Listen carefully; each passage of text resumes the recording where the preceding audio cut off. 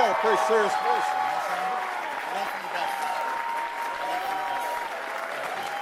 Thank you. Hey. Thank you. Thank you.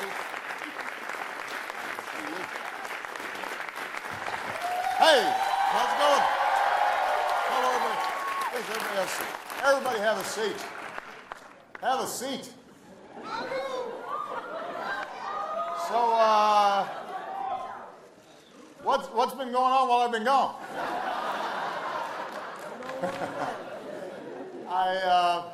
It is wonderful to be home. It is wonderful to be at the University of Chicago.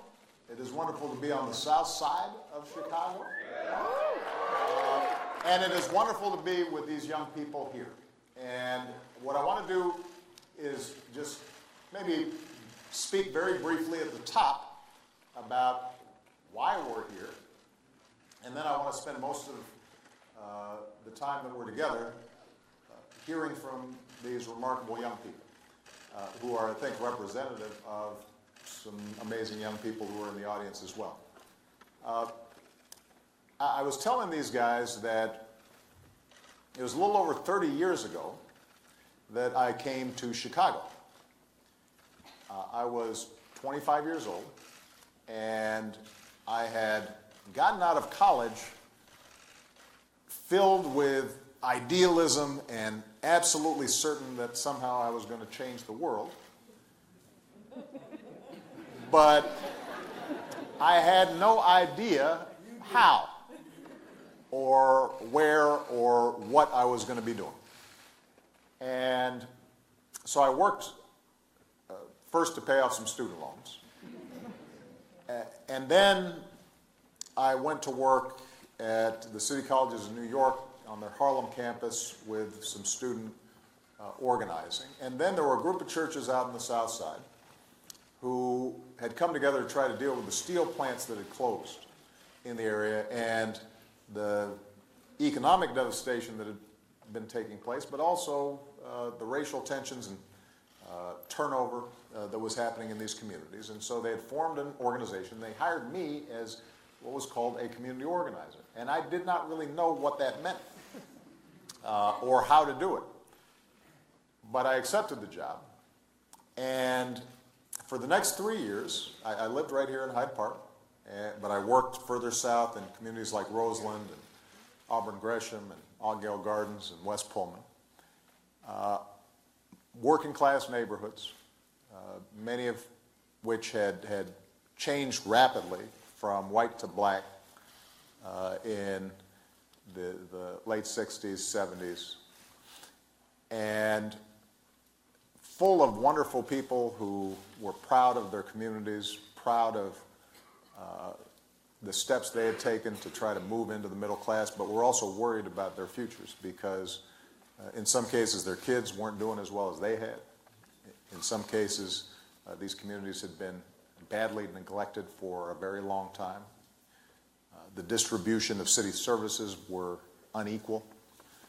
Schools were underfunded. There was a lack of opportunity. And for 3 years, I tried to do something about it. And I am the first to acknowledge that I did not set the world on fire, nor did I transform these communities in any significant way, although we did some good things. But it did change me.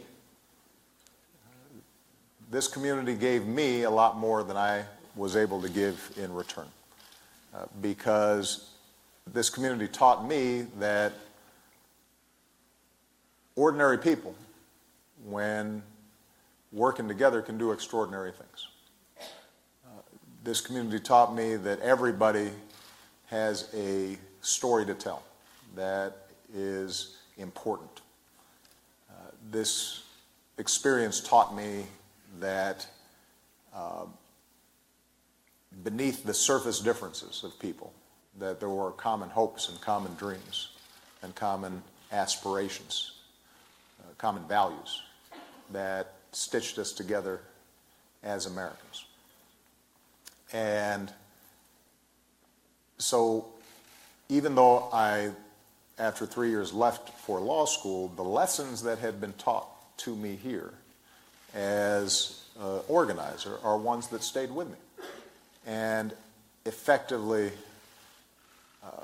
gave me the foundation for my subsequent political career and the themes that I would talk about as a state legislator and as a U.S. Senator and ultimately as President of the United States. Now, I tell you that history because on the back end now of my presidency, now that it's completed, I'm spending a lot of time thinking about what is the most important thing I can do for my next job. And what I'm convinced of is that although there are all kinds of issues that I care about and all kinds of issues that I intend to work on, the single most important thing I can do is to help in any way I can prepare the next generation of leadership to take up the baton and to take their own crack at changing the world. Because the one thing that I'm absolutely convinced of is that, yes, we confront a whole range of challenges, from economic inequality and lack of opportunity to a criminal justice system that too often is skewed in ways that are unproductive, to climate change, to issues related to violence. All those problems are serious, they're daunting, but they're not insoluble. What is preventing us from tackling them and making more progress really has to do with our politics and our civic life. It has to do with the fact that because of things like political gerrymandering, our parties have moved further and further apart, and it's harder and harder to find common ground. Because of money in politics, special interests dominate the debates in Washington in ways that don't match up with what the broad majority of Americans feel.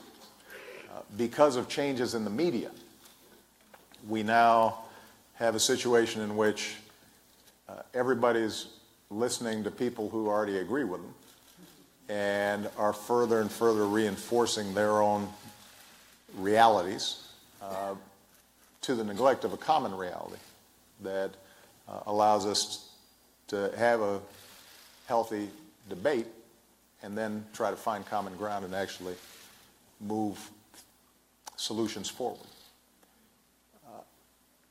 And so, when I said in 2004 that there were no red states or blue states, they're the United States of America, that was an aspirational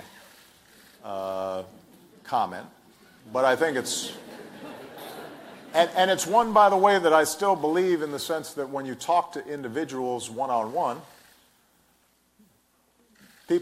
there's a lot more that people have in common than divides them. But obviously it's not true when it comes to our politics and our civic life. And maybe more pernicious is the fact that people just aren't involved. They get cynical and they give up. And as a consequence, we have some of the lowest voting rates of any advanced democracy, and low participation rates then translate into a further gap between who's governing us and what we believe. The only folks who are going to be able to solve that problem are going to be young people, the next generation. And I have been encouraged everywhere I go in the United States, but also everywhere around the world, to see how sharp and astute and tolerant and thoughtful and entrepreneurial our young people are. a lot more sophisticated than I was at their age. And so the question then becomes, what are the ways in which we can create pathways for them to take leadership, for them to get involved? Are there ways in which we can knock down some of the barriers that are discouraging young people about a life of service? And if there are, I want to work with them to knock down those barriers and to get this next generation in, just to accelerate their move towards leadership. Because if that happens, I think we're going to be just fine. And I end up being incredibly optimistic. So, with that, what I'd like to do is to have our panelists here today each tell us a little bit about themselves. And what I've asked them ahead of time, and I did give them the question ahead of time, I asked them to describe for me what it is that they see among their peers that they think discourages voting, participation, paying attention to some of the issues, getting involved. Or do they have some immediate suggestions of the kinds of things that would get young people more involved and engaged and discover their voices? Once we've gone through the entire panel, then we're just going to open it up and we're going to see how it works. And hopefully it will be interesting. I'll find it interesting. Hopefully you find it interesting. All right? So we're going to start with Kelsey. Thank you, Mr. President, and good morning, everyone. It is an absolute honor to be here with you all. My name is Kelsey. I'm a senior at Loyola University of Chicago, where I've spent the last 4 years studying marketing with minors in sociology and leadership studies. I've had the pleasure of being very involved on Loyola's campus with a number of different things going on. I'm looking forward to graduating in less than 2 weeks and pursuing my master's in higher education and student affairs. And I think to answer your question, my passion for working with college students does stem from the ability to work with activists and to work with community engagement, and really understanding that college students during that transformative time is the opportunity for students to learn about these important issues and really find their voice. Understanding that we can't get discouraged when something doesn't go our way immediately, but really being able to work towards that end common goal. Fantastic. Okay.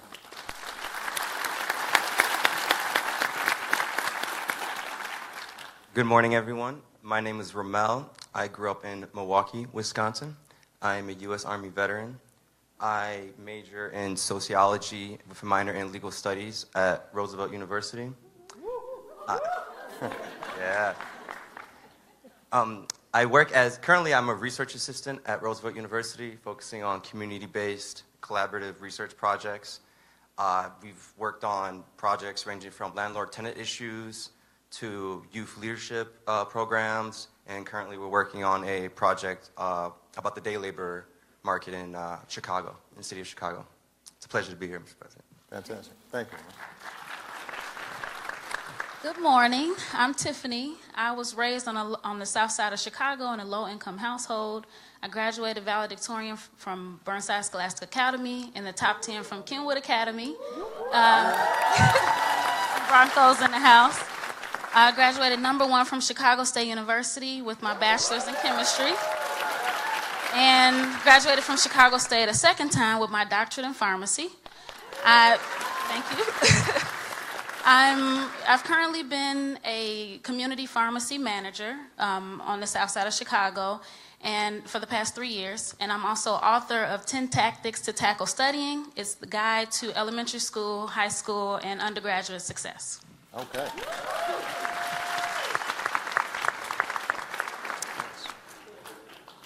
I'm Max, and you can see what they've made me follow now.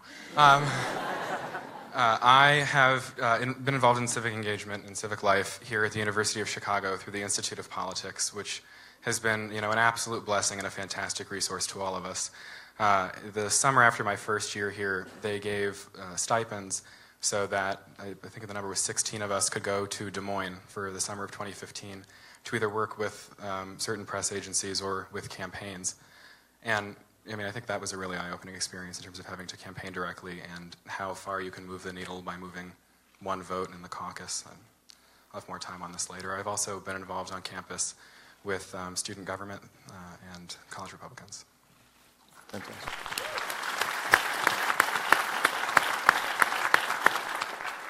Hello, everyone. My name is Ayana Watkins. I'm the baby of the panel. I'm currently a senior at Kenwood Academy High School.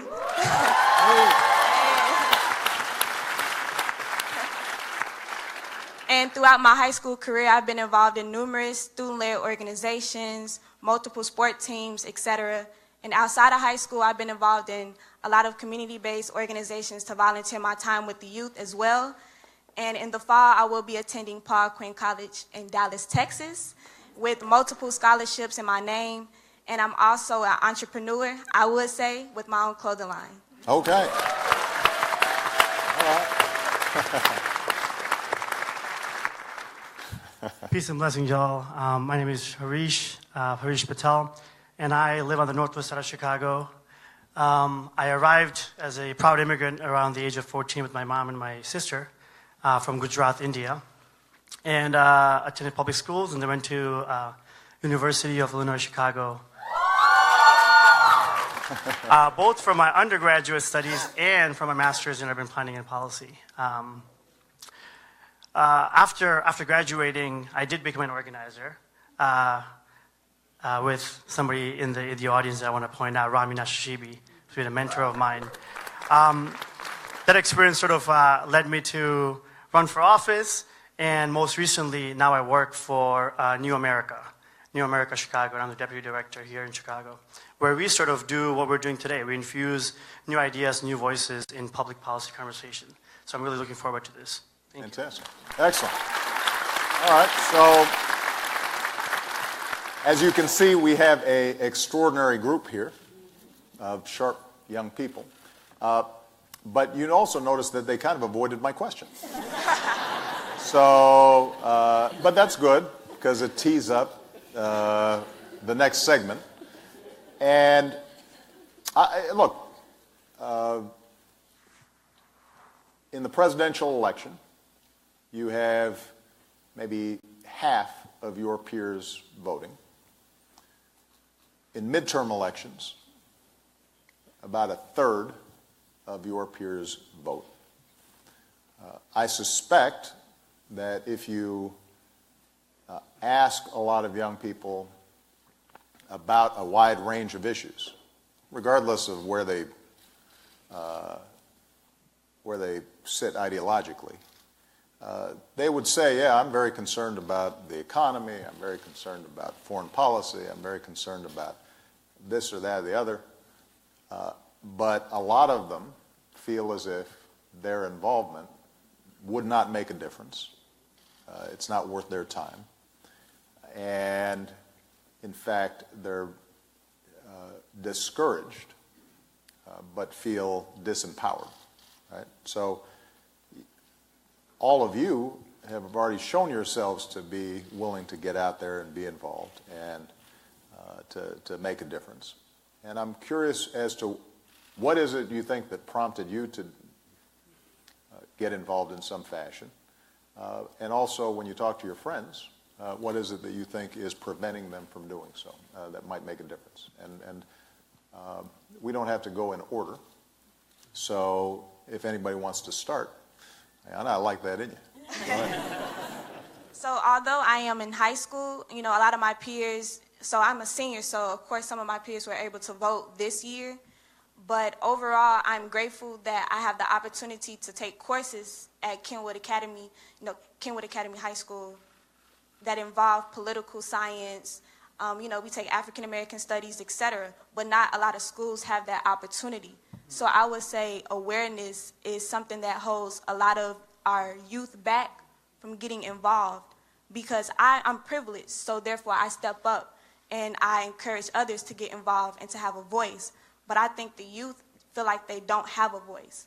So that plays a huge factor as to why the results are the way they are, if that makes sense. Yeah, no, it makes a lot of sense. Do you think that as you were coming up,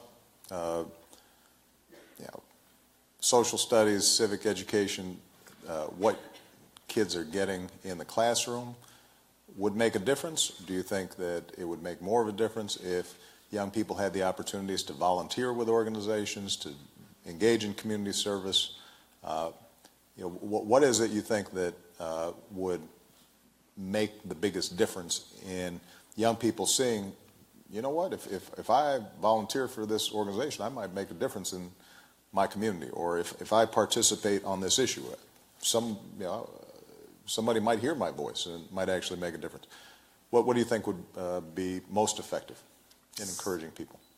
So I feel like in order to encourage the youth, it involves to have a strong support system behind it to bring the youth up.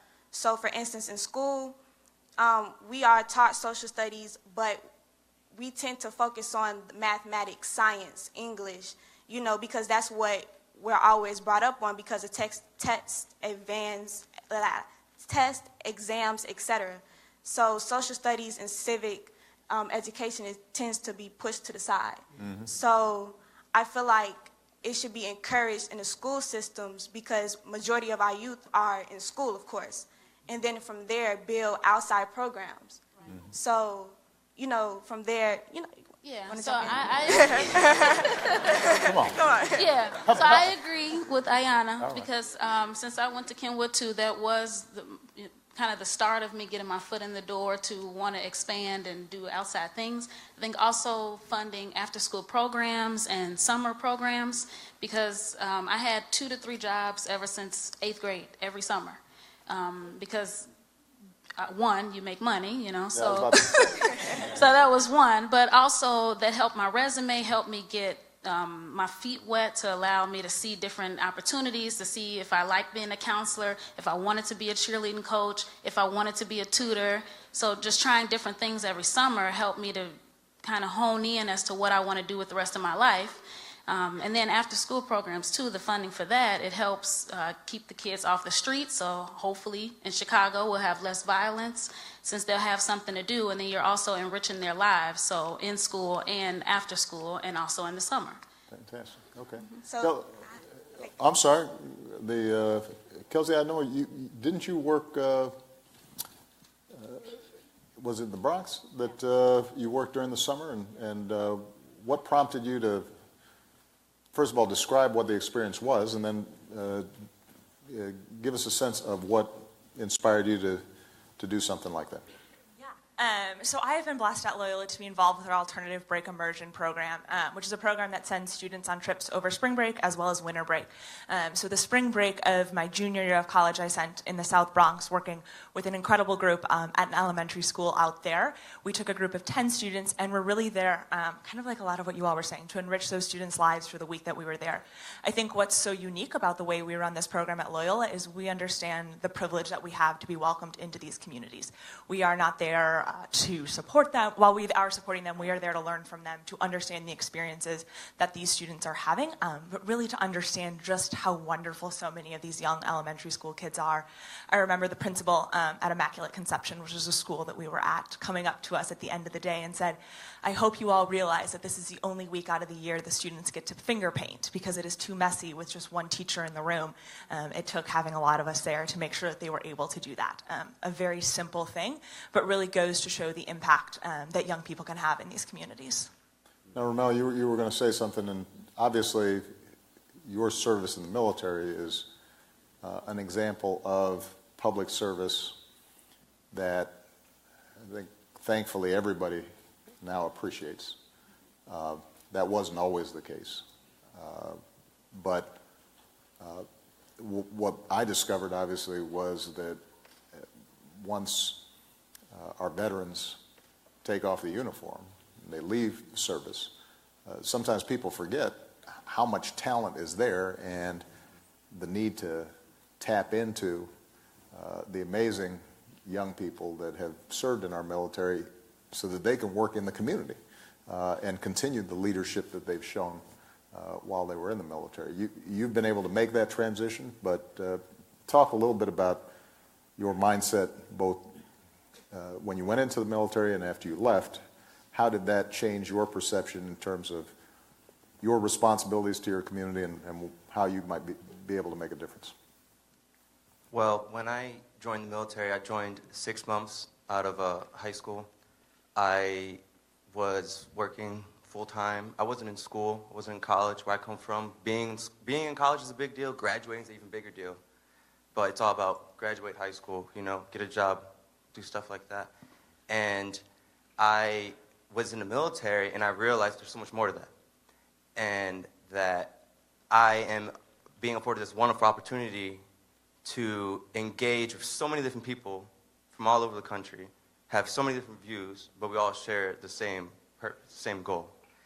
And I realized that if I wanted to make a larger contribution, I was going to have to go to school. And so that's what I did. I served my initial contract. I received the honorable discharge in March 2014. I moved to Chicago June 2014. I was in Roosevelt August 2014. And I didn't do it by myself. When I got out of the military, I was part of this program called Veterans Upward Bound. And it's a pre-college readiness program for veterans that need to brush up on their academic skills before they enter college. And that being a part of that literally saved me taking extra courses, remedial courses. So I benefited immensely from that. And I was fortunate enough to get a research assistant position at Roosevelt, and that really got me going, because I was working with different projects, youth, landlords. I mean, it was amazing, because like these are regular folks, and that's something I definitely wanted to get involved in. And to answer your question about what I think is preventing youth, I believe that what we need to do, I believe that we need to connect personal problems with like public issues. I feel like sometimes, you know, you're working 2 jobs and you can't afford daycare. It's not because you're lazy. So if we can establish some sort of connection, demonstrate some sort of connection, and I'm really big on like collecting data and numbers, and listen, 80% of people are experiencing this in your community, and you just don't know it yet. You don't see it, but here's the numbers, here are the facts. So I believe that is a huge thing that we can do to help that. Well, look, you're making a terrific point. One of the things that I learned when I was organizing, and this is true for, I think, a lot of young would-be do-gooders. You know, you show up in a neighborhood, and your initial instinct is to tell people what they should be interested in, instead of spending the first 6 months listening and finding out what they actually are interested in, and then connecting, connecting their immediate needs to the policies that are having influence on those areas of concern. And the more that you can make concrete for people, the fact that the reason there aren't enough after-school programs is not just because they're impossible to set up, but have to do with budget. And here are the people who are making the decisions about the budgets. And the reason that there's a lack of child care is not because you're the only single mom who needs child care. Everybody needs child care, but there aren't enough facilities in place with trained child care providers, and this is what a change in public policy could do to provide everybody support. That's when you start bringing people together and their voices are amplified. Because what's certainly true is one voice by itself rarely changes something. 2 voices have a better shot. 20 voices? Okay, we're getting somewhere. But it begins with that listening process that you're talking about, so that people feel like they're being heard at the outset. So I think that's a great point. Now, Max, were you somebody who was always interested in politics generally, or is this something that kind of came to you? And since you've been active in college Republicans. Two questions around that. Number one, do you feel as if on college campuses sometimes you're not heard as much as you'd like to be? And because I think there's certainly a perception sometimes among young people who are on the more conservative end of the spectrum that colleges are a bastion of political correctness, and how do you sort of sort through that? But also, have you found ways in which you can connect and have a conversation with the college Democrat and the person who has a different point of view, so that we can encourage better conversations and better understanding and hopefully more progress? Yeah, so I think being interested in politics, I don't know that I came from a particularly politically active family. My mother was involved in the PTA when I was a child, right. And that. PTA I mean, is big. It's real. PTA is a lot of work. Y'all have, I mean, in Connecticut it is blood sport, but that's. I think the message that something like that would send is, she didn't need to do that. Right. She did that because the educational system and more broadly the community that was fostered in the town was important to her and something worth giving her time to, and something worth, going out and, because no one pays you to do this, and you take a great deal of flack. So I certainly honor that commitment. And I think, in 8th grade, which was your first election, we, in social studies, were told... Can I just say...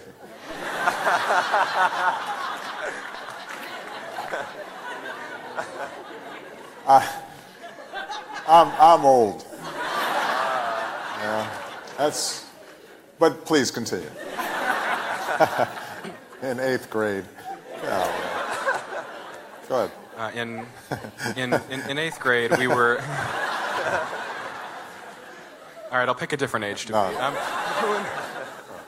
No, we each at the beginning of the year picked a campaign to follow, sort of through to fruition. And each week we did a report for our teacher on how the candidate had been featured in the news, any sort of polling information that we had accumulated. We never got them back, but it was an interesting process in that it taught us to care about the news in a time when, maybe that wasn't something that you went home and watched. Right. And it was something that made you more cognizant of the issues. I was fortunate enough to go to high school in New Hampshire where we're pandered to immensely heavily, and even it's just part of the whole ethos that every 4 years they care, but or that people care about what New Hampshire has to say, and I think that one of the things that is a shame in that process is that there is a group that is as active every 4 years because they're influential, they're big in the towns they're from, but you said don't boo vote, but don't boo act might be more apt, because you have a lot of these people who engage with the process only every 4 years and then are sort of gone for the in-between period. Mm-hmm. And then you have some who, if you're brought up that way and you're brought up to believe that your opinion's going to count for something, then go on to do big things. I had a friend whom I went to high school with, and she's been from New Hampshire her whole life. She's, I think, 20 now, and she's a state rep. Because, she ran for an open seat, and that's just how it goes up there. There's a commitment. In terms of being involved in politics, I was fortunate enough to take a year between high school and college, and I worked in Washington, D.C. in the Senate. And that's an eye-opening experience because it forces you to confront in a real way what you believe and why, and you gain a lot of information very, very quickly. I'm immensely grateful to Kelly Ayotte for the opportunity. And then, after coming here, that sort of changed my worldview. I thought I would come here and be an economist, like I think every first year believes at some level here. And that, coupled with my time at the Institute of Politics, which was a good structured force to show that there were many, many venues for us to engage civically, let me explore things like campaigning in Iowa. Now, as for being a Republican on a college campus, yesterday, NBC ran an article about this on their website, and it it didn't say who we were, it just said the composition was one Republican and the rest were Democrats or progressives. And I had maybe 3 people send me the article and say, is it you?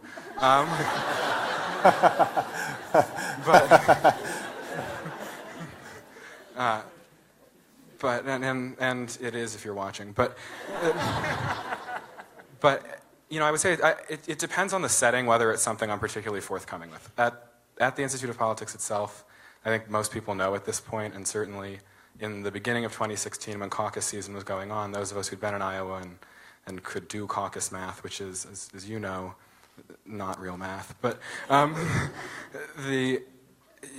made you a hot commodity in the room when you would watch the votes tally. But there were venues certainly where I wouldn't have brought it up or wouldn't have been particularly forthcoming with it. I think people suspected it, but I didn't. I'll leave that to the other student government people in the room to confirm or not. But I don't necessarily know what I was afraid of, but I think that there's a sense that if you harbor a view that doesn't jive with the majority view, that you can expect some level of ostracization from certain people, or you can expect people to assume the worst aspects of you based on beliefs you may or may not hold, right? I don't think anyone sitting in this room agrees with their party on 100% of issues 100% of the time for 100% of the people in their party. Mm-hmm. I mean, I might be wrong, but if you raise your hand, I can't see you. Right. Yeah. And so I think that being a Republican on a college campus is in and of itself a sort of honor, because most people don't agree with you, and when you engage in the dorms and in the dining halls, and with those people who are able to see you, the person, and then you, the person with the political views, you're forced to know yourself well and to do soul searching well, and to understand why it is that you think what you think and what parts of your past impact what you believe now and might believe tomorrow. I think the other thing is there's a significant empathy gap, not just here but everywhere. I think most people haven't had in their homes for dinner, in a real way, somebody who is significantly different from them, either politically or racially or for whatever reason. We've cloistered ourselves. And so I think that the liberal bastion aspect of college campuses certainly can be true. I've been, lucky here. The school's certainly committed to accepting, our thoughts. But I think a broader societal problem is that as we, if you look at the county map of 2016, you had, a lot of counties where, Secretary Clinton won over 80% of the vote, and the inverse was true for the president now. But I mean, and there's not understanding, we're not talking, it's not just that we're reading different news, but it's that we don't talk to each other anymore. And I think, it would be good, civic engagement at some point will require a level of civility. I think there's a lot of problems with our politics. That's great. There's a lot of problems with our politics that begin at home. I think we blame intransigent politicians a lot for the failure of each of us to grasp each other well. I mean, so your mentor when you were a new senator, Dick Lugar. Great guy. Yeah, and love that guy. And ultimately lost his primary for that reason. Because he talked to me. Yeah, because people couldn't stand to see their member, bridge a gap on a human level. Yeah. And I think that's sad. I think there's both an empathy gap, and also I think a lot of people see politics, especially in this generation, and they say, this is ugly, this is mean, this is something that you have, pretty experienced people doing. And, if the country's a ship and politicians are sailors, maybe the boat moves like a degree either way. But I think the lack of results stems from a lack of us understanding each other well. Mm-hmm. I think, Marco Rubio said it pretty well a couple months ago, that you can't really run a country when half of it hates the other. And somehow we're going to have to find ways to bridge that and to meet people who aren't like us. Good. Terrific. Rich, on this stage, other than me, I guess you're the other guy who's run for office. The oldest. Well, I wasn't going to say you're the oldest, but I was going to say you're the other guy who ran for office, and I know you lost, but I did too once. right here in this community. I got some great too. Yeah, there you go. What prompted you to run for office, which is a different kind of engagement, and what did you take from the experience? Did you feel discouraged by it? Did you feel like, okay, this was fun, or if it wasn't fun, then it was worth it, and you would encourage other young people to take their shot? Tell me a little bit about your thought process there.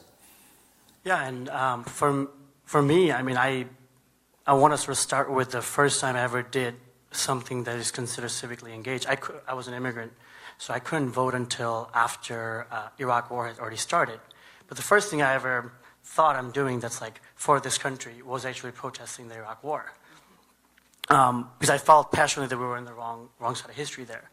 I think you were also at that point on that side. I agreed with you at the time. But so I couldn't vote, but I felt like a lot of the times civic engagement in its sense gets stuck in the dynamic of voting or electoral engagement and doesn't always expand. I think we have to sort of expand it too, maybe what your mother did, or being on a board of a nonprofit, or there are tough positions to have, or it's a lot of work there, and I think I would hope moving forward we're sort of thinking about civic engagement beyond voting.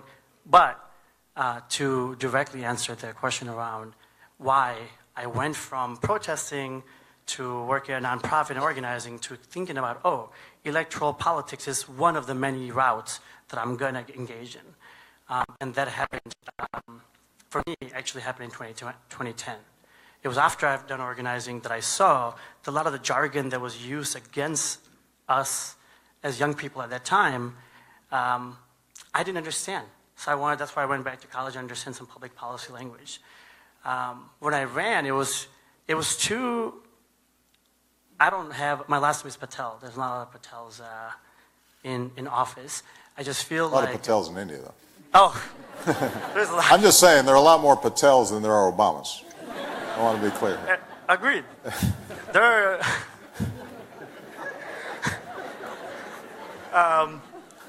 I had a Hussein joke, but I'm not going to make it. So at some point I sort of felt that both, or more than, I don't want to get stuck in this two-party sort of language, but there's a lot of different cult of personalities of cult of politics that young people especially, get sort of drawn to, and they can't really go beyond the questions they're allowed to ask within. And so I wanted to be able to protest and be able to run for office and run a small business and do the organizing and be able to figure out which is the most effective way that I want to, live my life and be happy, but also sort of inspire a whole generation of folks that maybe look like me or come from a Muslim background or are South Asian immigrants. Or I want them to, and most young people of color, to feel that they can literally do anything. So that was one of the major reasons. Also, Illinois has an establishment politics that is really old. Not old in age, but old in thinking. And there's a monopoly of power, money, ideas that only come from few families or sometimes a few zip codes. And I wanted to say that it's not how we should move forward. Good. Well, I think that's terrific.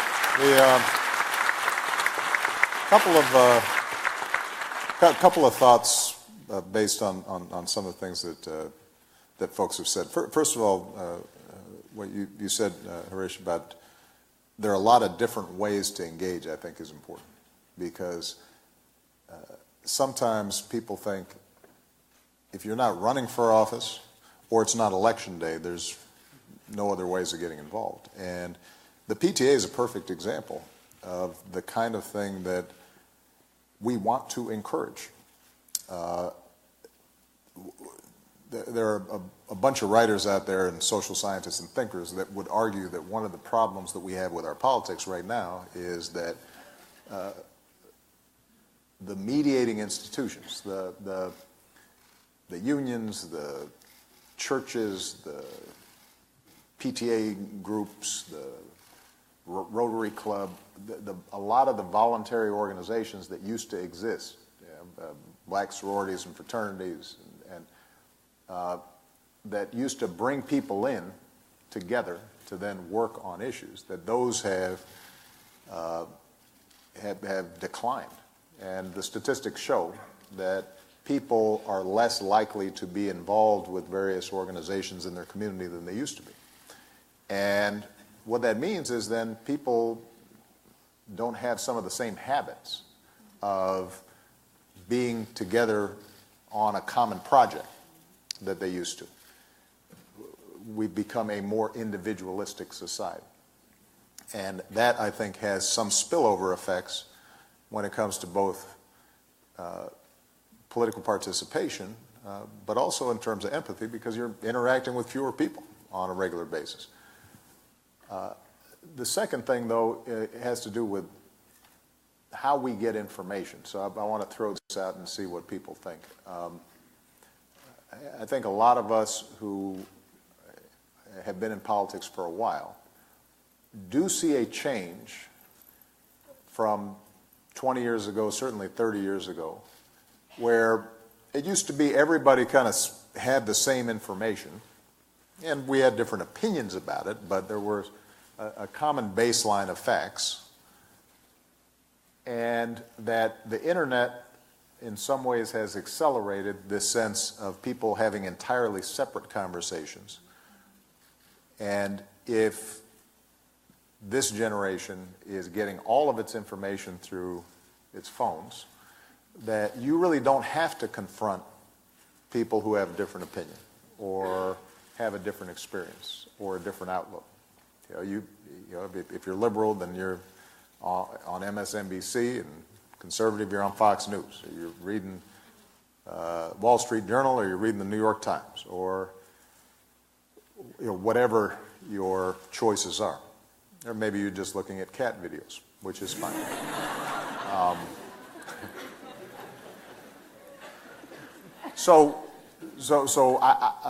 One question I have for all of you is, how do you guys get your information about the news and what's happening out there? And are there ways in which you think we could do a better job of creating a common conversation now that you've got 600 cable stations and you've got all these different news outlets that basically are offering one set of opinions? And if there are two sets of opinions, then they're just yelling at each other, so you don't get a sense that there's actual conversation going on. And the internet's worse, right? It's become more and more polarized. How much do you think that affects how people think about issues, and are there ways that that could be changed, given that most of your information, and certainly for the younger people coming up behind you even more, they're getting their information primarily off their phones? So, Ayanna? I think social media has its pros and its cons in situations like this. Mm-hmm. So, for instance, when it comes to gaining information about what's going on in the world, it's way faster on social media than it is on a newscast. Right. But on the other hand, it can be a downfall, because what if you're passing the wrong information, or the information isn't presented in a way it should be? So that causes a clash in our generation, and I think it should go back to the old school, which no phones. No, right. I think phones, social media should be eliminated, because the younger wait. I think I should rephrase myself. I think when it comes to politics and important information that can influence younger generations, it should be organic. So politicians should actually reach out and actually physically talk to the community. So it can't be any misconception on the information being passed. Mm-hmm. Because social media, going to Twitter or Facebook, anybody can hack your social media page. That causes a lot of problems. And to actually go out to the community will feel more welcomed. And I think that goes back to actually getting involved, because to have somebody shake your hand and to actually look at you and talk to you, it's a more heartfelt feeling to actually listen to what that person has to say. That's interesting. Kelsey, you I got think something to say? one of the other things you bring up, and you said it almost exactly what I was thinking, is sort of going back to the basics and really having those in-person conversations. I think one of the things that I see the most important is people being able to listen to understand rather than to listen to respond. There doesn't always have to be an immediate response. Let's understand where both viewpoints are coming from. Yeah, I and learned how we that can- in marriage, by the way. Just It a goes tip across for all you things. young people. It's not Listening to exclusionary. understand rather than listening to respond. That will save you a lot of heartache and grief. Sorry. Just a little tip there. No, but I think it's just something that our generation, we find it easier to hide behind Facebook screens, behind Twitter, between Instagram posts, but really being able to have those in-person conversations and to listen to the other side is the only way at the end of the day we're ever going to get anything done. Good. Ramel? I think it's important to engage with the leaders of that community, and instead of going in there and thinking you, because it affects you in another city, doesn't mean it's going to be the same dynamics in this neighborhood. And I think it's important to understand that I want to help, but I also need to be humble and listen to people that have lived through it and have more of a clear understanding of what's needed. Dialogue is important. Deliberation is important. I mean, you need to critically analyze people's views. And then you can, create a plan off of that. I definitely think, as far as like where you get your news from, diversity is important. Not every news station that leans Republican is horrible. It's nice to, like, you need to understand how the other side thinks. But yeah, I really believe that, like, not shunning other people that have different views than you, recognizing that yes, you do want to help, but respect the fact that there are people that have been here longer than you, that have lived through these issues, and you need to work with them instead of outsourcing their help and stuff. Any other thoughts? Max, you got something to say on this? I mean, yeah. So I think it's there was an interesting. It was either in the Journal or the Times shortly before the election that showed, like, that they made a generic Republican Facebook page and a generic Democrat Facebook page, and they showed you the news articles that would be on their in their news feed that they could go and see, and the facts of the case that we now live in a there's rumors that we just don't have facts anymore in society. I'm in an interesting linguistics class here now called Truth, and the first class they played us an Errol Morris documentary with a man who was a defense attorney in the Bronx during the 70s, and he'll tell you that if you ask somebody what shape a table is, you can get three answers. If you're sitting at the table, it's probably a rectangle. If you're underneath it, who knows? It's the ceiling.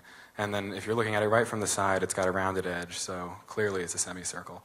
And I think that's basically where we are with the news. I don't know if the coverage were of the same issues that people would find factual difference anyway. I think part of the problem is that we don't agree on what the issues are that are pressing and facing the country.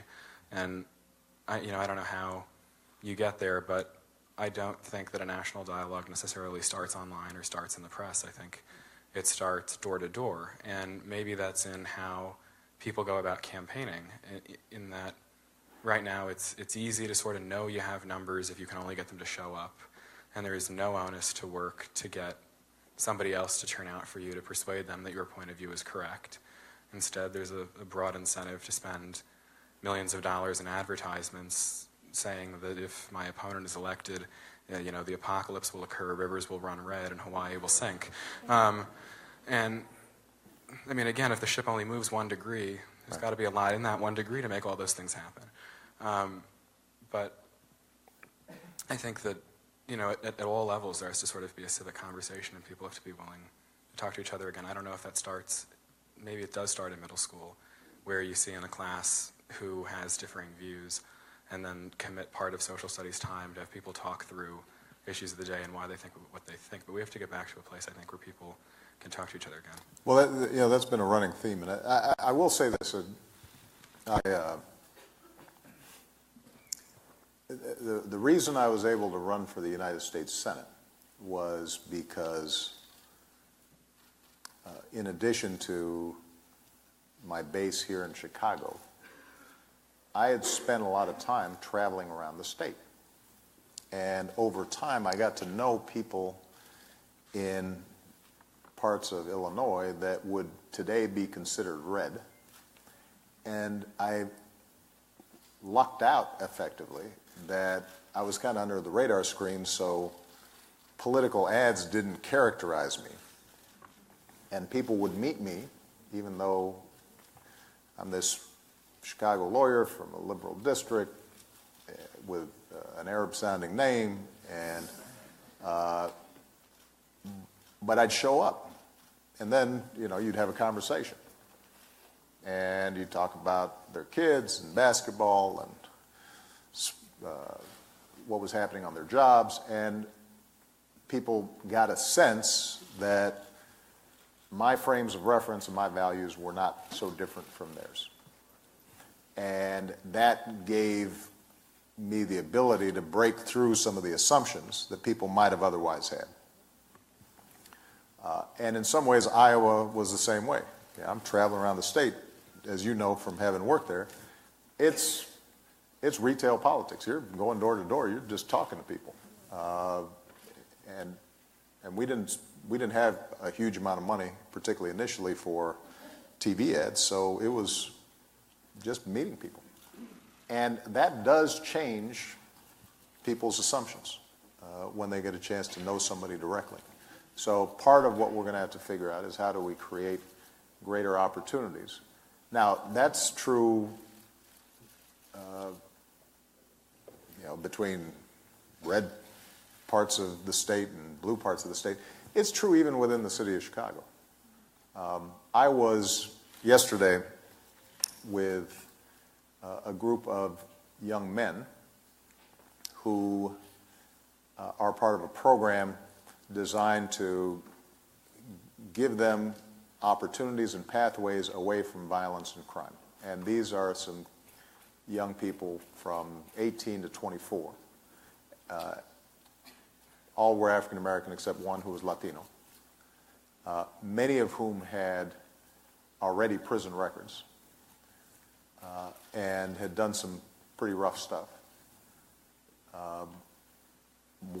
Several of whom had already been shot, in some cases multiple times.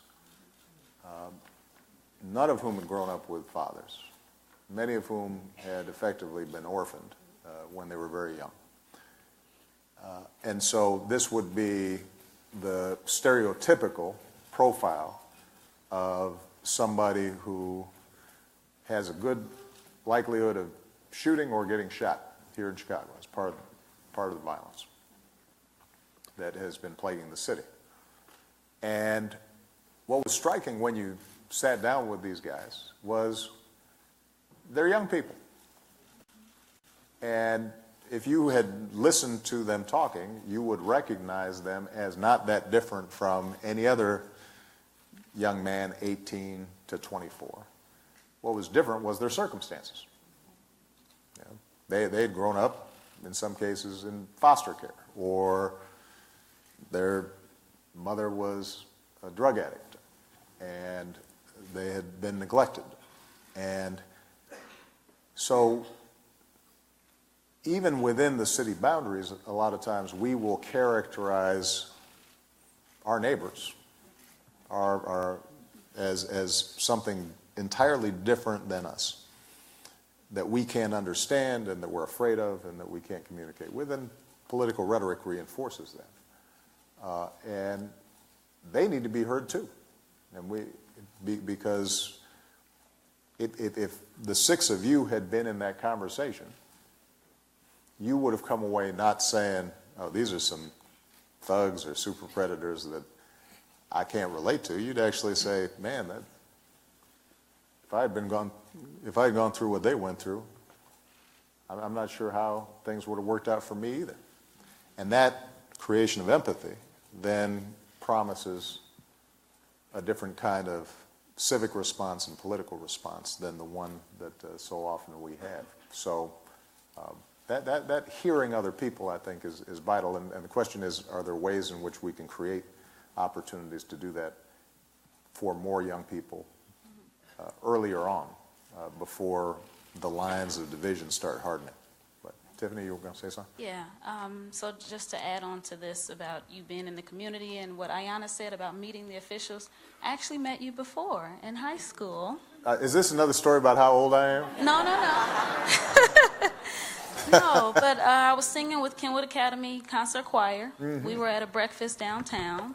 I actually walked up to one official and tapped him because I recognized him being on TV, and he just put his finger up to me and said, no, he can't talk to me right now.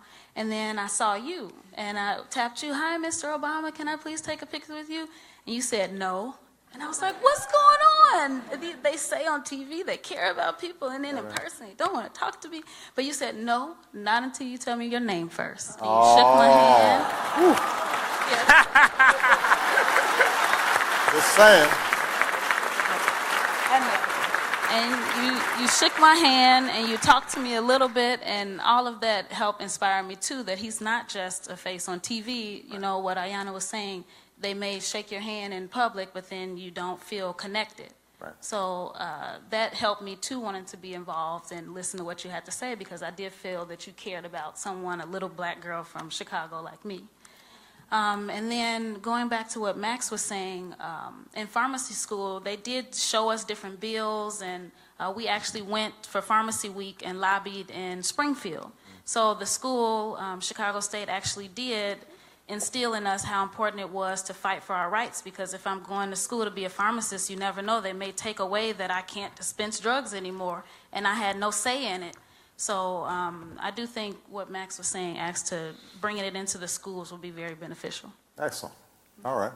Well, I suspect, I'm a little out of practice, so I didn't check to find out how long we were supposed to be here. But I'm having fun. Where's the staff person? How long are we supposed to be here? Huh? 10? So what I was thinking is that I've been asking a lot of questions. I should give you guys an opportunity to ask me a couple of questions before time is up. So anybody want to take a shot? Well, no, not you. We're talking to young people, though, but it's great to see you. I didn't mean to imply that you're not young, but I'm just saying. Go ahead. So I definitely have a question, and it's I've been working on this project with a Latino. It's called Latino Youth on the northwest side of Chicago, and we have been working on surveying day laborers on the corners where they search for work. And I started in September, and initially it was difficult because, again, I was never a day laborer. Right. I went with an organizer from Latino Union, so it definitely helped, a nice icebreaker. Right. He understood the dynamics of the corner. And after November, it was extremely difficult to talk to these men.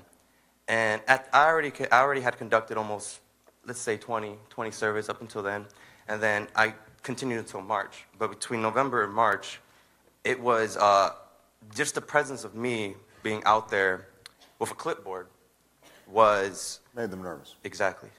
Mm-hmm. And I was talking to them in Spanish. I was explaining why I'm there, but because of everything that was going on, it was almost like, okay, yeah, but you're just one person. And so my question to you, Mr. President, is how could you bring these people, not like me, I want to engage with them, right, and I'm doing what I can, but how can I tell these men and women that they're to come out of the shadows, because they're already in the shadows, now they're in the shadows even further, and how can I tell them it's okay to tell me your working conditions and nothing's going to happen to you? Well, you in some ways you already answered your own question. This is a matter of trust. And so for you to finish your research project, you're going to need somebody that they trust to introduce you to them. And one of the things that I learned as an organizer and then as a politician is your ability to create trust and relationships is the thing that makes all the difference in being able to have an impact. And that's hard to do in this current environment, but it's not impossible. So it may be their priest, it may be somebody that they've worked with that you know, whose legal status is less at risk. I think generally speaking, immigration is a good example of an issue that stirs up so much passion and sometimes misinformation that it's hard for us to have a good, healthy conversation about it. The interesting thing is, historically, when you look at surveys, the overwhelming majority of Americans believe that America is a nation of immigrants and that immigration has contributed to the wealth and prosperity and dynamism of the country. The majority of Americans also believe that immigration should be lawful and orderly, that it shouldn't be haphazard. And so sometimes they feel frustrated if it is perceived that folks are breaking the rules or cutting the line, essentially. And so I think it's important for those who support, as I do, immigration reform and pathways to citizenship for folks who are here, not to assume that everybody who has trouble with the current immigration system is automatically racist. That's an example of us being able to listen. I think for those who are concerned about undocumented workers coming in, whether it's across the border or more typically these days overstaying visas, it's important for them to also appreciate the degree to which these are overwhelmingly families who are just looking for a better life for their children. And I always used to say sometimes in crowds where folks didn't want to hear it, that it's not like everybody in Ellis Island had all their papers straight. The truth is, the history of our immigration system has always been a little bit haphazard, a little bit loose, a little bit determined by did the country want more workers, economic imperatives. Sometimes it was driven by biases. If you look at what were said about Irish when they were coming here in the wake of the potato famine, they talked about them the same way that you hear people talking about immigrants today. And this is an example of where everybody being able to see the realities of immigrants as people, not as some other, is important. But it also requires us who are advocates on behalf of immigrants to have some respect for people who you may be able to win over if you can argue that we're going to create an immigration system that is fair but still allows people to come here and achieve some sort of opportunity. But the short-term problem that you have of finishing your surveys, you've got to find somebody who trusts you. And you might want to put away the clipboard and get to know them a little bit before you start just surveying them. When I was organizing, one of the things we used to always say is, don't knock on people's door with a clipboard. Because they don't know. They don't know if you're the tax man. They don't know. Or they don't know how long this thing's going to take. They're in the middle of a ball game or, watching reruns of Desperate Housewives or something. And they're really into it, and suddenly, oh man, it's that guy with the clipboard. I don't want to hear that. Thank you, Mr. You want to do one more? Yeah, go. Well, we got time for 2 or 3. Go ahead. As somebody who lost an election, I would love to understand sort of your perspective on failure, or one of the things with media that I see is I am really worried about young people who claim a certain thing in high school, and then they get into college, or they get older, and these claims sort of stay with them. What they tweeted, what they Instagram, what they Snapchatted, and they don't get to always grow in their ideas or thoughts because they're stuck sort of, and then people will bring that up. I mean, same happens with elected officials. Yeah. They're running for office, and you might have said, you're not a feminist at 19, and then you understand the word means something positive, and you're like, oh yeah, I'm a feminist. Yeah. Now that I understand it, I took these, I read the Bell Hooks book, and I get it. So how do you sort of think about the concept from using technology in young people, but also as somebody who has a public-facing life for a long term? Well, I've got a couple of responses. First of all, with respect to failure, it's terrible, but necessary.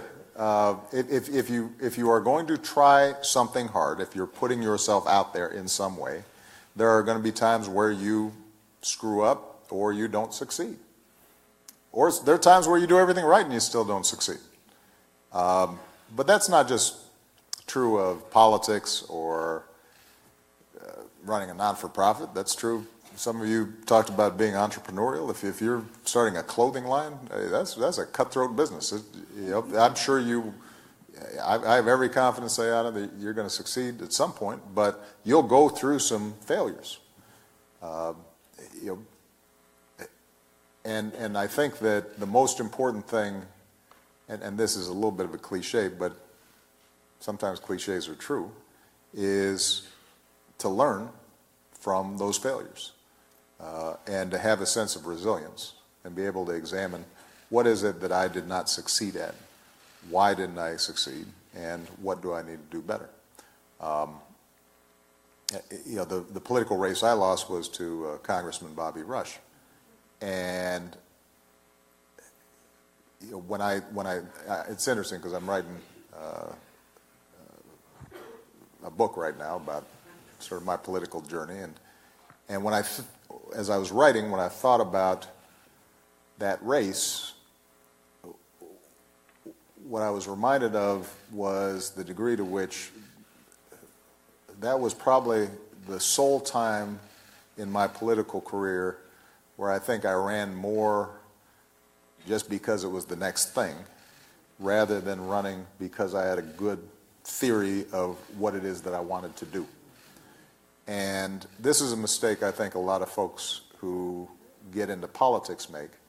And so when I see White House interns or I talk to young people, I always tell them, worry less about what you want to be and worry more about what you want to do. Because when you're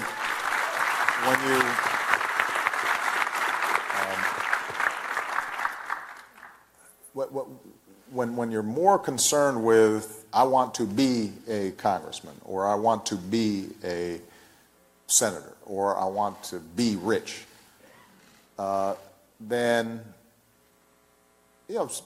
some people may succeed in chasing that goal, but when they get there, they don't know what to do with it. And if they don't get there, they don't have anything to show for it. But if you're worrying about, I want to improve education in low-income neighborhoods, or I want to deal with climate change and help save the planet, then whatever you're doing in pursuit of that goal, in and of itself is going to be worthwhile. And it's going to teach you things, and it's going to put you in a position to have an impact. And then if it turns out as a result that you also end up being successful in politics or whatever thing you're pursuing, then so much the better. The most successful business people that I know, Bill Gates didn't start off saying, I want to be the richest man in the world. He started off saying to himself, I really think these computers are cool, and I want to write cool software. That's what he wanted to do.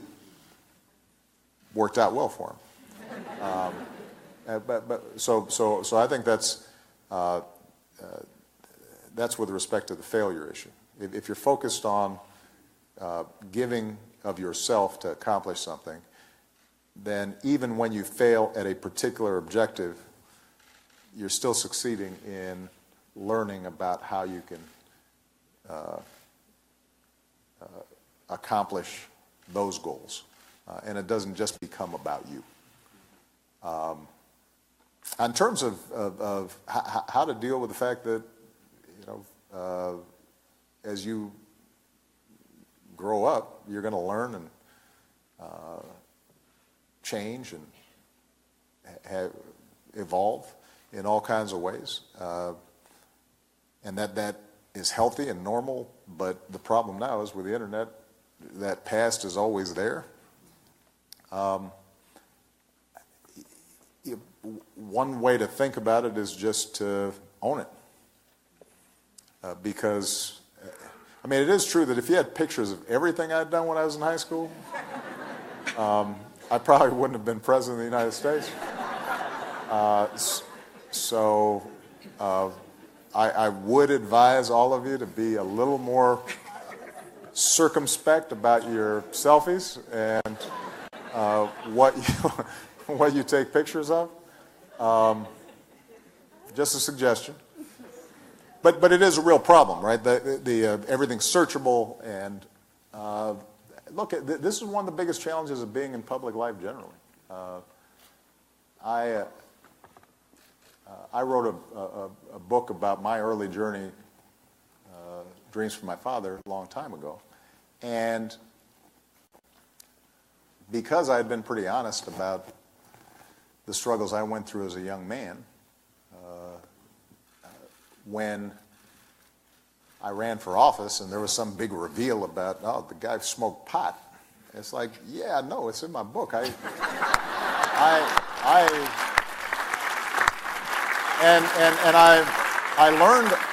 learned from that. I didn't sugarcoat it. I didn't suggest that somehow it had been something that I recommend for everybody. But that's what teenage kids did at that age where I was growing up. Not everybody. Some were wiser than me. I wasn't that wise. So I think the best you can do is to own your life and your mistakes and the changes that you go through. It doesn't mean that it's always pleasant to have people just all up in your business. I must have had, at this point, 6, 7 biographies written about me, and I'm sure there are more coming out. And generally speaking, one of the frustrations is that, like, my life wasn't that exciting up until I guess I was president. So I didn't have these amazing experiences. I didn't really accomplish all that much when I was in high school or in college. And so folks then go around and they are looking for stuff, and then they try to dramatize things that are kind of routine, and there is a part of you that kind of says, well, no, why would you care about this? It's not that interesting. But you know what? That's the nature of the business in some ways. Now, that's for people who are running for office. That's not true for most of you in terms of wanting to get involved and participate. There is something unique about politics that is frustrating, but I don't think there's that much you can do about it other than just to own the fact that you're human and you make mistakes and you grow. And I think most people understand that. Certainly most people of this generation who understand that a lot of stuff ends up on the internet, I think are probably more forgiving about those kinds of issues. So Well, I have to say that there's a reason why I'm always optimistic, even when things look like they're sometimes not going the way I want, and that is because of young people like this. And it gives you, I think, a sense of what's possible for this country. My hope is that working with young leaders like this, the organizations that, and universities and high schools and nonprofit organizations and community groups that are getting them engaged, that my foundation and Presidential Center will be able to provide more and more pathways for young people to getting involved, so that when somebody like me 35 years ago decides that I've got something to contribute, that we will have eased the path a little bit for them. And maybe they can learn from some of the mistakes that I made and others have made, so that they can seize the future. But I really appreciate the outstanding contributions all of you made. I'm excited to see what you all do in the future. Can everybody give them a big round of applause? Thank you, everybody. Thank you. All right.